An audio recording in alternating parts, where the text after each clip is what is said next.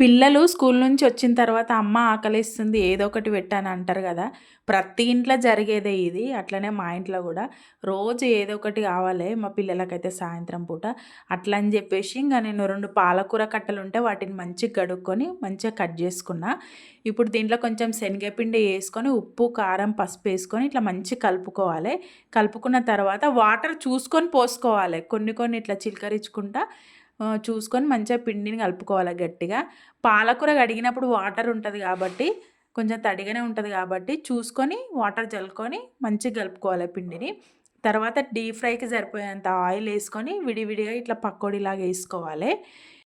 పకోడీ వేసిన వెంటనే కదిపోదనమాట. ఒక 1-2 సెకండ్స్ అట్లా వదిలేసిన తర్వాత తిప్పేసుకోవాలి. మంచిగా కాల్చుకోవాలి. 2 వైపులా కాల్చుకొని తీసేసుకోవడమే అంతే.